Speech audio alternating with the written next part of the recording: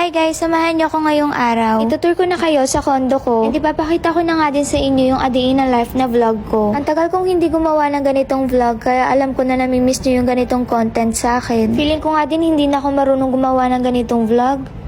7 AM gising na ako and grabe, ang init na agad. Wala din akong pasok ngayong araw kaya makakapag-vlog ako ng ganito. Pag may OJT kasi ako, anong oras na ako nakakauwi? At kapag ganun guys, parang gusto ko na lang magpahinga kaysa mag-vlog. Nakabili na nga din ako ng induction cooker, kaya makakapagluto na ako sa vlog ko guys. So yung bili ko sa induction cooker, nasa 3,000 plus. Noong una may induction cooker naman dito sa condo, pero sira na kasi yon and sabi sa akin, papalitan naman daw yun. Ang tagal kong hinintay guys, hindi na dumating, kaya bumili na lang ako ng sarili ko. Gamit ko pa rin naman to kapag lumipat ako ng bagong tutuluyan. O kaya pansamantalang umuwi ako sa bahay namin. Bumili nga din ako ng rice dispenser. Halos 2 buwan din kasi ako nagtiyaga sa plastic at sa sako ng bigas. Dahil mag-isa lang ako dito sa condo guys, konti lang yung sinasaing ko. Pero minsan meron pa rin akong bahaw. Mas malakas kasi akong kumain ng ulam kesa sa kanin. Kaya ang madalas kong natitira kanin. Ilang months na din ako nag-i-stay dito sa condo. At ang dami kong realization guys. Hindi madaling mag-living alone, lalo na ako na yung bumubuhay sa sarili ko. And at the same time, tinutulungan ko din yung pamilya ko. Pinakamalaking binabayaran ko talaga guys, yung rent. Yung ibang pangangailangan ko naman, hindi naman ganun kalaki. Kaya nababudget ko ng maayos yung pera ko. Alam nyo naman guys na hindi ako maluho. Nakikita nyo naman sa vlog ko na hindi ako masyadong nagsha-shopping. Wala din ako mga branded na bag and shoes. Kasi feeling ko hindi ko naman magagamit kapag bibili pa ako ng ganun. Kaya ang madalas kong pinagagastusan ngayon, pagkain talaga. Kasi mahilig akong kumain guys. Naniniwala ako sa sinasabi nila na tipirin ko na lahat, wag lang ang pagkain. Bumibili rin naman ako minsan ng mga gamit sa mall, lalo na kapag kailangan ko talaga. For example, may collab ako, so bibili ako ng bagong damit. Pero kapag mga normal days lang naman, hindi ako bumibili ng mga bagong damit. So habang nadadagdagan yung age ko guys, ang dami kong realization and ang dami ko dapat matutunan. Isa na yung kapag may pera ka, hindi dapat panay gastos. Kasi minsan yung wants, yun yung nakakaubos ng pera. Kaya yung mga needs ko yung priority ko. Kaya naman ako nandito sa lugar na to kasi pinag-ipunan ko. Sinabi ko naman sa inyo guys na ang hirap mag-commute sa Pilipinas. At gusto ko naman ng comfortable life. Kaya nagre-rent ako ng condo ngayon. At dahil sa living alone ko guys, mas gumaan yung mga ginagawa ko. Sa totoo lang medyo tumaba nga ako. Siguro nabawasan din yung stress ko. Tapos nakakapagpahinga ako ng maayos. May time rin ako para gumawa ng vlog. Kaya masasabi ko na worth it naman yung pag-living alone ko. Pinapapunta ko nga din sila mama dito sa condo ko kaso ayaw nila. Tinatamad yung mama ko kasi ang layo daw. By the way guys, nakahanap nga ako ng tuyo. Sa palengke ko to nabili and sapsap yung tawag sa tuyo na to. Meron akong kwento sa inyo guys. Noong bata pa ako, sobrang hirap ng buhay namin. As in, sobrang hirap. Dumating sa point na yung sapsap na yan, ginagawa naming sinabawan. Nilalagyan namin ng Chinese malunggay. So baka hindi nyo alam yung Chinese malunggay. Medyo similar siya sa malunggay natin. Basta Chinese malunggay yung tawag namin sa probinsya. So dahil sobrang hirap ng buhay namin no, nagawa naming sabawan yan para magkasya sa aming lahat. Madami kasi kami sa bahay. So hindi lang kaming dalawa ng kapatid ko yung binubuhay ng magulang ko. Meron silang inalagaan na 3. Kaya naman masasabi kong mabait yung mga magulang ko. Lalo na sa part ng mama ko kasi kahit hindi naman niya kamag-anak yun, pinayagan niya si papa. Nakupkupin yung mga kamag-anak namin. Sa father side ko yun guys. Sa side naman ng mama ko, okay naman yung buhay nila. And sa totoo lang guys, meron kaming bahay sa probinsya. Yung bahay kasi ng lola ko, binigay sa mama ko. Pero that time kasi, hindi kami tumira dun sa bahay na yun. Dahil nga madami kami at nakakahiya nga sa lola ko. Hindi niya rin kasi kamag-anak yun. So never mind na doon. Madami pa kayong hindi alam about sa life ko. Basta ngayon, itutur ko na muna kayo sa condo ko. Studio type to guys and 15k monthly to. May mga kasama na din tong gamit. Maganda rin yung view ko sa window. At syempre, nung lumipat ako dito, naglagay ako ng mga iba pang gamit na magpapaganda sa unit na to. Ayoko kasi na parang nakikitulog lang ako. Kaya ginawa ko tong parang bahay. You know what I mean guys? Ang hirap i-explain guys. Basta ang gusto ko, after ng OJT ko, parang umuwi lang ako sa bahay namin. Nung lumipat ako dito guys, nilinis ko din tong buong unit. Lalo na tong CR at yung kama ko. Bumili din ako ng bagong bedsheet guys. Yung pinili ko nga yung king size kasi malaki yung kama dito sa unit. So after ng condo tour, samahan niyo naman ako sa palengke. Hindi ko alam kung saan palengke to. Basta nahanap namin to ni JV. Bibili ako ng isda at hipon. Yung laman kasi ng ref ko guys, puro karne. Nabili ko ngayon sa marketplace. Pero marami na din akong pinagbilhan ng karne guys, like sa hypermarket, malapit malapit na mall sa condo ko. And syempre sa marketplace na malapit dun sa pinag-OJT-han ko. So minsan after ng OJT ko, bumibili talaga ako ng groceries. Wala akong masabi guys kundi masaya. Ganito guys kapag living alone. Yung nararamdaman ko masaya na nakakapagod. Pero syempre nangingibabaw yung saya. Kasi naiisip ko na kaya ko naman palang buhayin yung sarili ko. Kahit estudyante pa lang ako.